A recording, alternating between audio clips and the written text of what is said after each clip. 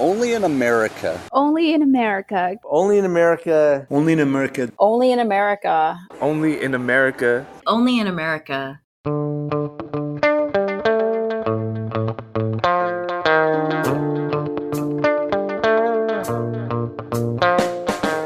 Welcome to Only in America. I'm Ali Noorani. This week, an entrepreneur shares how his immigrant journey has molded him into a businessman. And it always comes back to the experiences that I've had, particularly as an immigrant. Everyone I meet, I tell them that I'm Romanian, and here's kind of my story.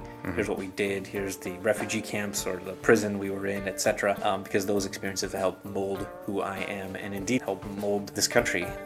And how his experience as a refugee shows us that our border policies need to be better. But I tell people that if the godless communists of the 1980s were able to keep our family together, then certainly in America, when we catch people at the border, we should and we can keep those families together. From the National Immigration Forum, I'm Ali Noorani.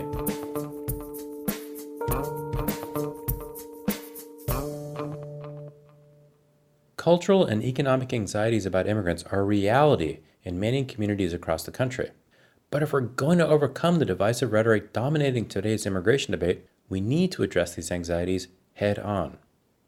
A couple weeks ago, I was in Columbus, Ohio to attend a statewide convening we convened on immigration. Faith, law enforcement, and business leaders gathered in Columbus to address one question: how can Ohio help lead the way to a more productive conversation about immigrants and immigration? That day at Vineyard Columbus Church, I sat next to leaders from Mansfield, Ohio, a city of just under 50,000 in the central part of the state. From an economic development and a faith perspective, they attended not just to learn more about the immigration debate, but what they wanted to know is what are the values that allow cities and communities to be more welcoming to a growing immigrant population. They realized that across the U.S., economically struggling communities have been revitalized by immigrants and refugees, and that Ohio is a perfect example. In 2017, in fact, Voice of America profiled immigrant businesses in Columbus. The ethnic shopping malls and restaurants are crowded along the Morse Road corridor that stretches through the north part of the city. Morse Road is a very strategic location. It's one of the highest revenue generated zip codes in Columbus. It's a great location. Morse has a very diverse ethnic people that live in this area. Haji says the revitalization of the corridor happened organically. I did not have no incentive move or any advice from the city. Some refugees or some people, immigrants, have great business skills. So they got into the business without help of government and whatnot, and they flourished. Over the past few decades, Central Ohio has seen a large flux of immigrants from around the world, with most refugees arriving in the last 10 years. Based on a recent study, we could account for over 900 businesses that were opened specifically by the refugee community, and they then in turn employ over 23,000 individuals. The total contribution of refugees to the city's economy is $1.6 billion. According to New American Economy, Ohio is home to more than 26,000 immigrant entrepreneurs. They also estimate that immigrants produced a net economic benefit of $1 billion annually. This is reflected on a national level. Axios recently reported that Fortune 500 companies founded by immigrants or their children employ, get this, 13.5 million people, and on average employ 11% more people than the average Fortune 500 company with a non-immigrant founder. The kicker? Companies founded by immigrants or their children make up, wait for it, 45% of the Fortune 500. We need immigration policies that take these numbers to heart. As Trump advisors like Stephen Miller call for zero refugee admissions and attempt to slash legal immigration numbers, it's essential to remember what's at stake. If America is going to stay open for business, it'll be because immigrants are clocking in.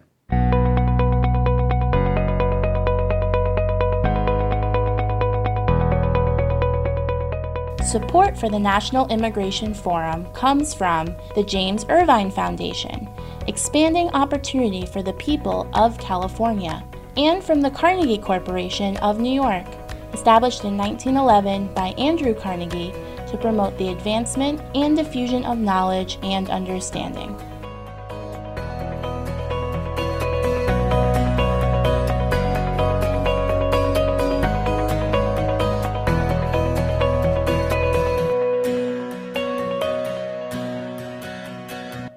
One of Ohio's 26,000 immigrant entrepreneurs is Adrian Bota, the founder of A2 Milk. Adrian was born and raised in Romania before moving to Cleveland with his family to escape religious and political persecution. After fleeing their home in the dead of the night and spending 2 years in refugee camps and a prison, Adrian's family worked hard to give him and his siblings a better life in the United States. Adrian credits his immigrant experience with molding him into what he is today. An entrepreneur with a sharp business acumen who's overcome bureaucratic and legal hurdles to turn a unique opportunity into a thriving business. Adrian and I talked about his journey from Romania to Columbus and the origins of A2 Milk. So, before we talk about immigration, tell me a little bit about yourself. And I do start by telling everyone that I am an immigrant. I was born and raised in Romania. My family has a rich history in various parts of Romania, and my family immigrated to the U.S. in 1991. We left Romania in 1989 before the fall of the communist regime. Arrived here in 91 and settled in Cleveland. I'm one of 5 kids. We left Romania because of both religious and political persecution. So we had a fairly large family. There were 5 kids in our family, and father and my mother felt like it was time to go. They'd been trying to leave Romania for a while legally, and it just wasn't happening. One of the ways that Romanians kept you in, that the government kept you in, is by not allowing you to leave. It kept you in sort of a form of persecution. If they really got fed up with you, then they would kick you out and or put you into prison or other things. And so my family felt like it was time to get out, and my parents decided that they would apply for asylum again, for a visitor's visa. And every time they would go to the American embassy in Bucharest, the Americans would say, sure, come on over. We had relatives in Cleveland and Chicago and other parts, but the Romanians would not stamp the exit visa. But in 88, my mother was pregnant with the 5th child. They saw that she was pregnant, and they said, we will give you a 30-day visitor's visa after you have the baby, sort of using the baby as collateral, in a sense, saying what mother would just leave her baby and not come back.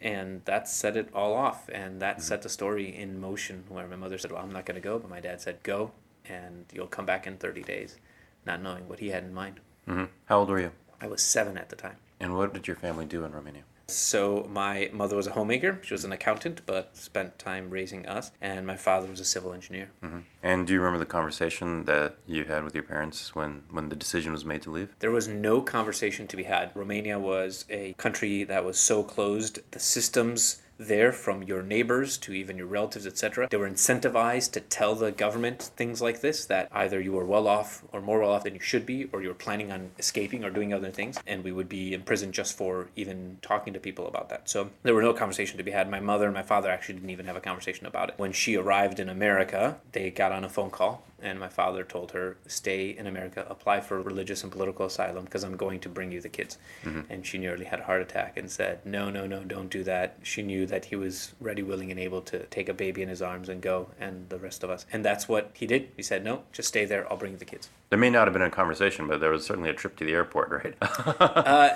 Yeah, there was a trip to the airport, and I don't know what that was all, how that went. Yeah. Being a married guy with kids right now, I can only imagine what it's like, how gut-wrenching that would be. What do you say? What don't you say? What is that goodbye like? Really not knowing what would happen. I think in my mother's mind, there may have been some inkling back there, but I really think she didn't expect that he would do that. So what was your first memory in the U.S.? Oh, first memory in the U.S. was at the airport. It wasn't even at the airport in JFK, where I think we landed initially. It was at the airport in Cleveland. This was back in the day when people could wait for you at the gate. A large faith-based Romanian Baptist community and others were there waiting for us at the gate with balloons, welcome to America, etc., because the trek took almost 2 years for us to get there. And a lot of family and friends and others in the community were waiting for us to be reunited with our mom. Mm-hmm. It was the largest family to ever escape Romania, and we were separated from our mom, especially the baby. The baby had never, really known her. Anna Maria never really knew our mom.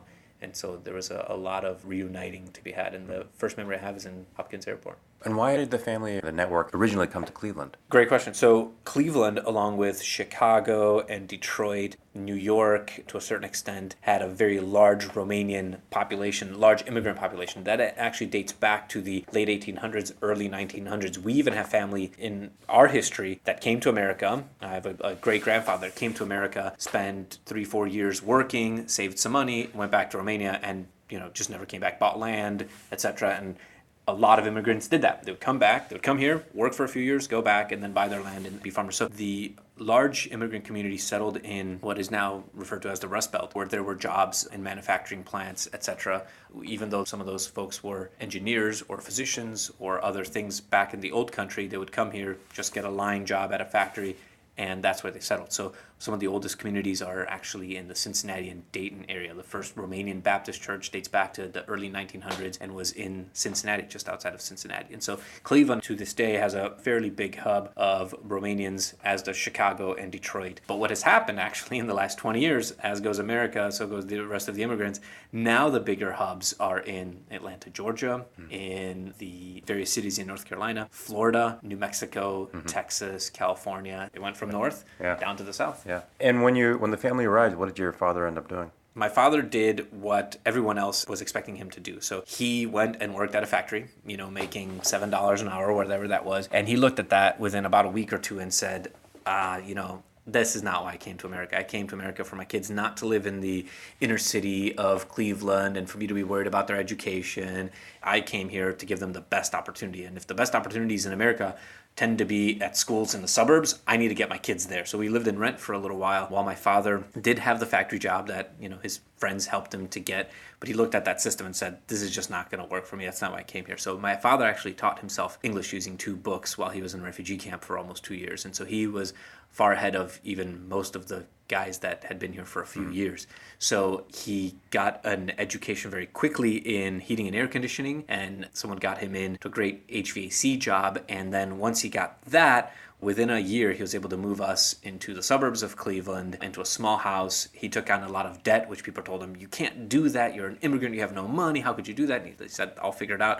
So he took on debt, bought a small ranch, put us all in that ranch. We got to go to very good schools right around the corner from where we lived.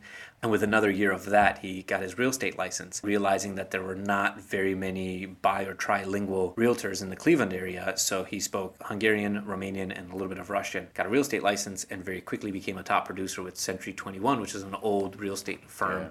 A few years after that, he said, I don't need Century 21. He started his own small brokerage, never went above 1 or 2 other agents.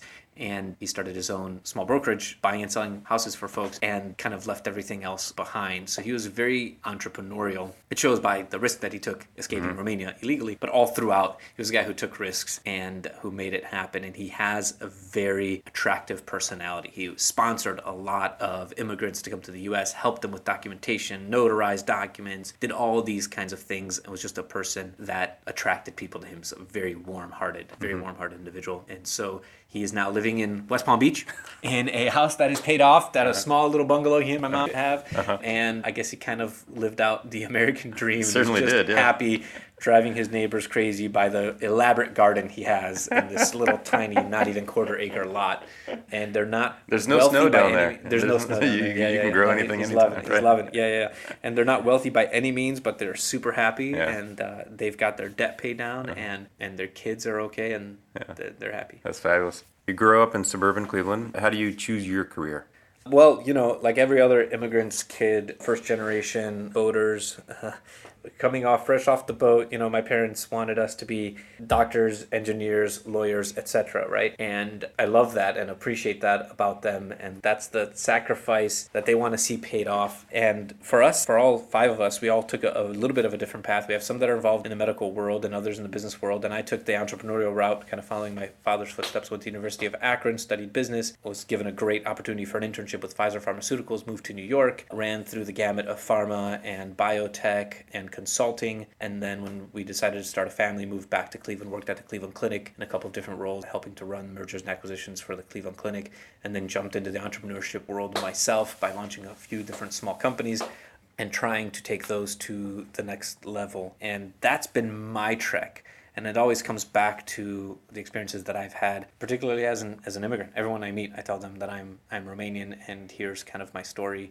Here's what we did. Here's the refugee camps or the prison we were in, etc. Because those experiences have helped mold who I am, and indeed help mold this country. And it comes back to the idea that the country's only as good as its people, right? That's what makes the difference. It's not the geography, it's not the land. Those things can help, those can be resources, but it's the people that make the place, right? And for me, it's that background and that experience, particularly those 2 years of my life, helped mold me into who I am. So let me go back here because you've mentioned this. You leave Romania and then you have 2 years in refugee camps? Yeah. The whole story is we leave my father's side. It's time for us to go. Our mother's in America. And my dad makes a decision he's going to go. So without telling anyone, he starts selling things from the house and to put a little bit of money aside. And he takes my brother and I and puts us on a train. A cousin of ours comes, picks us up, and takes us to where an aunt of ours lived that was close to the Hungarian border, and was basically hiding us there for about a month while he could make all the arrangements. My older brother and sister, who were in 7th and 8th grade, they had to go to school, or else it would have been a little bit suspicious. So he enrolled them. It was the fall, so they started school. And one night, my father just shows up and says, "Okay, I'm here. Tomorrow night, we are leaving on a hiking trip. So put on as many layers of clothing as you can. We're going to go on this hiking trip. No talking, no coughing, no sneezing, or else the avalanche is going to come." And so I said, "Sure, okay, let's go." Sleeping pills for the baby, and get into a car. Someone drives us into a cornfield and drops us off, and we go from there. In the meantime, a friend of my father's with 2 daughters decided to come, and another friend with 1 daughter decided to come. And so we get dropped off on the border. A friend of my father's, who was a shepherd there with his flock of sheep and goats and cows and whatever, was our guide, and he was our guide for about 10 or 15 minutes. And then he said, "Go this way and that way, and you will be in Hungary." And we did not know. My older sister said that she figured it out. She knew what was going on. I had no idea. And as we were crossing the border, in the distance, you could see flashlights from the soldiers and hear dogs barking. And we crossed over the border. At a certain point in time, my father, who had Anna Maria, the baby, in his arms, walked backwards with his hand over our footprints to make sure that we weren't leaving tracks behind, because what the soldiers would do sometimes is they would track you to the other country, even though it was illegal, shoot you, and drag you back. And so at one point in time, my father knew that we were in Hungary. We came across a small ditch, a small dam, and he had us kneel there, and he said, "Kids, we're in another country." So we prayed and said, "We're free now. We're in a different place." We came across an apple orchard. We were all hungry and thirsty. And my dad said, "Anything that looks good, that's off the ground, go ahead and grab it. Don't pick it from the trees." There was a security guard there, and my father and the other dads went and spoke with him. And he had never seen anyone cross over with that many kids. He was very nice to us. He offered us food and water. And as they talked with him about what to do next, he advised them that, "Hey, you can continue going, or I can call Border Patrol. They can come pick you up, and you can turn yourselves in and take it up with them." The dads decided that's what they were going to do. They had a plan when they were interviewed to tell the Hungarians that, "Hey, Hungary is the place we want to be. It's the best place on earth. We want to come here and raise our kids here and go to school here, etc." So they came, picked us up, took us to their military base. We spent a night, a day, and another night there. And 2 days into it, after interviews, etc., they sent us into a refugee camp. One of the guys that came with us with 2 daughters actually was sent back to Romania, unfortunately. But there was a miracle that happened as he was saved from not being beaten and tortured and imprisoned, because as he was waiting in line and they would leave the interrogation door open so that you could see what was going to happen to you, his daughters were having breakdowns, as you would imagine, and he kept going to the back of the line. And by the time he came up to the front of the line, the gentleman that came to interview him was actually a higher ranking officer on the Romanian side. And they would beat you and torture you because you left to try to escape. And so what they did is, before he proceeded to beat him and torture him, he asked him, "Oh, why are you trying to leave? Why did you try to leave?" And the guy told him the legitimate reason. He had a very rare medical condition, and it was true. And the guy started saying, "No, you don't," and started testing him and asking him questions, and he clearly knew what he was talking about. And he was able to answer all those questions correctly, and the guy looked at him and said, "That's crazy. There are literally 12 people in Romania that have this disease. My son has the same disease." And go figure, right? And truly an amazing thing. And he felt sorry for him, and he started talking about things and almost let him go, pretty much. I mean, did not beat him, did not torture him. He had to do some jail time, but it was a miracle that he escaped the way that he did. And for us, we continued. We were supposed to go to refugee camp. My dad somehow figured out a way to reroute to go to the embassy in Budapest, and we did. We show up there, a couple Marines on the outside, and we tell them our names, and somehow my father gets an introduction and tries to work things out. They say, "We know your wife is in America. We cannot get you out of Hungary into America because you're still in a socialist country. You can stay in the embassy as long as you'd like. We've contacted your wife and they were very nice to us, but they said, look, Mr. Bota, you have to just continue going west and we'll wait for you on the other side. And it was the American government basically saying, go to Austria and we'll try to help get you there. And once you're there, we can get you to America. And so that's what we did. We went to the refugee camp and a couple weeks later made arrangements to be crossed over. We tried to cross over. We were caught that night, all of us. At this point, we all knew what we were doing. My father tried to negotiate, tried to offer his wedding band. He didn't have any jewelry, he had some money, but tried to negotiate something with those soldiers. Didn't work out. So they took us to their military base, which was on the border with Austria-Hungary and Austria. And you can imagine that was a pretty big military base because that was the end of the Iron Curtain. And they put us in a jail cell. They had nowhere else to put us. They did keep us together as a family. And I recently nowadays, to not get into too much politics, but I tell people that if the godless communists of the 1980s were able to keep our family together, then certainly in America, when we catch people at the border, we should and we can keep those families together. I was going to ask that question. It's not a political question. It's when you see those pictures and hear those stories of the families from Honduras, does that remind you of your own? Yeah, Honduras, Guatemala, etc. I think, sure, you can say there are one-offs of people that are not families together, etc. But I lived it. I lived that experience, and we were a whole family with a baby, with a dad. There was no mom around, so I guess someone could have said, hey, that seems shady. But we lived that experience, and they put us in a jail cell, and they had one bed. We put the girls in the bed, and we shared a cot on the floor with the boys. They took our shoelaces and our belts, etc. But they kept the family together, and it not even logical sense. It's just, it's human to do that. And they kept us together. They never once separated us, ever, ever, ever. And so it breaks my heart to see that happening. Again, I can understand that there are one-offs here and there, but that's not how you make policy or that's not how you treat people. You keep families together 100% of the time in America, for sure. If the Hungarian communists could do it, we can definitely do it. Tough segue here. So you're now in the dairy industry. Yes. Tell me a little bit about kind of going from New York to Pfizer to dairy. Yeah, it's a great question. So, as I said, the entrepreneurial bent was always there, and I always liked food and nutrition, and I discovered something that was new to me, not new to the world, something that a specific breed of cows produce, a specific kind of milk called milk with the A2 protein in it. And I came across this, and I connected with farmers that had these special breed of cows that are the last heritage breed of cows left in America that produce milk in a way that milk was when cows were first domesticated. Genetically, it is the closest we have to human milk. It's actually identical to human milk in regards to this A2 protein. So all mammalian milk is this A2 milk protein. And what happened is with all the genetic modifications we've made to cows, 95-96% of all the cow's milk in the world today comes with this A1 milk protein, and it's actually what is the root cause of most lactose intolerance and dairy allergy. And so when I first tried this milk, it tasted like milk back in the old country. It tasted like milk in Romania. And that's what got me going. And I asked these farmers, this is really good, high in fat, rich milk. Have you guys ever thought about bottling this?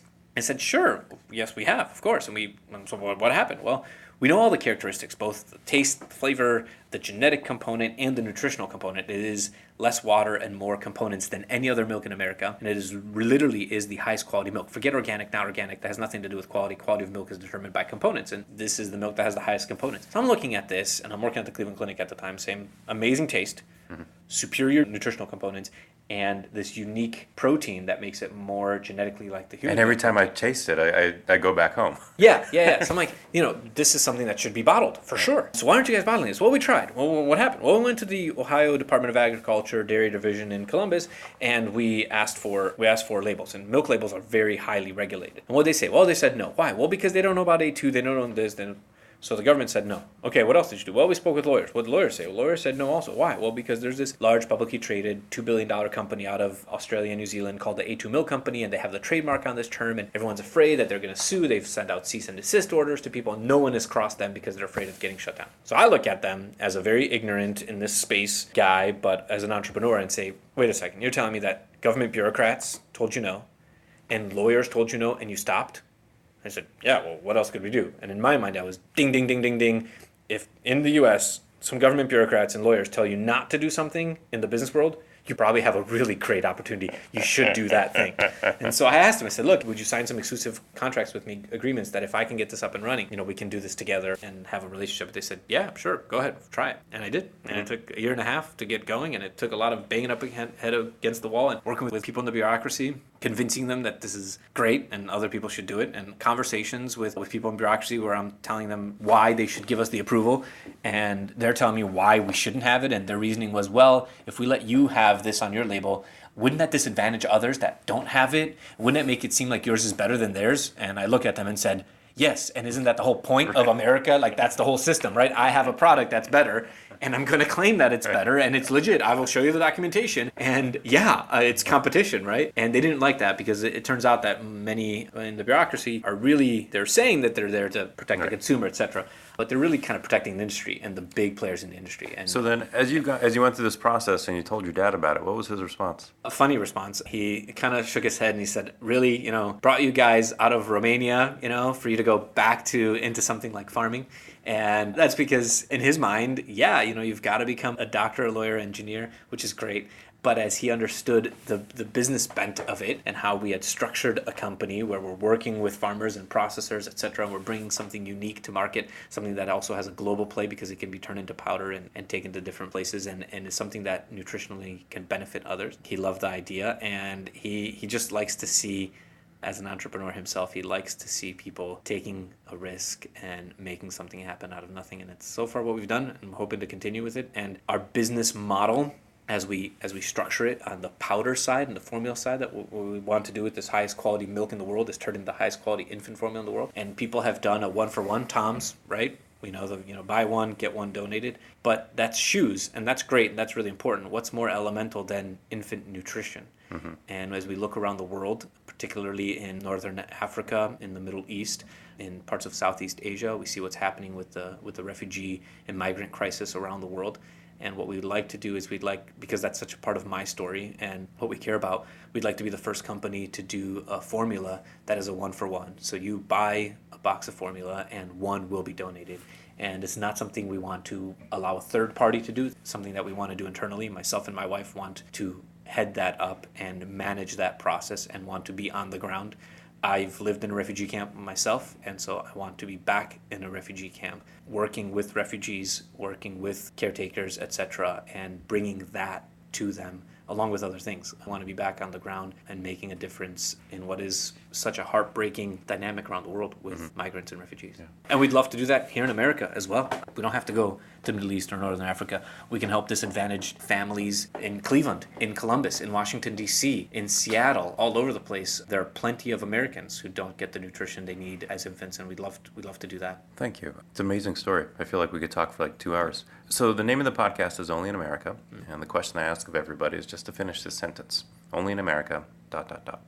Only in America can you take your background and your life, regardless of what it is, what country you're from, what language you spoke, whatever that is, and use that as an advantage. It is not a disadvantage. I speak with people all the time, young people, whatever, boys, girls, one color, another color, one race, another race, and tell them whatever you see as a disadvantage, use that for your advantage. Whatever you see as weakness, it is your strength. Whatever someone else you think would look down on you for, maybe you're from another country, maybe you speak a different language, you look different, whatever, use that as your strength. Don't shy away from it, embrace it, and use it.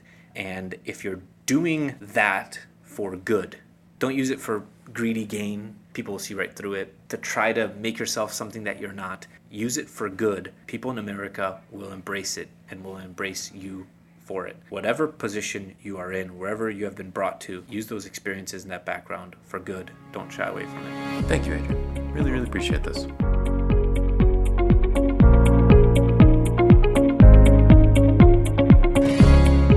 Adrian Bota is the founder of A2 Milk. You can find more information about Adrian on our website, immigrationforum.org. And while you're there, take a second, subscribe to Only in America. And a little bit of breaking news for you. Only in America has taken to Instagram. So follow us at Only in America Official on Instagram and send us your thoughts. Our DMs are always open. Only in America is produced and edited by Emily Chow, Joanna Taylor, and Megan Wetmore. Kathleen Farrell is our executive producer. And I'm Ali Nurani. Thank you for listening to Only in America, and I will talk to you next week.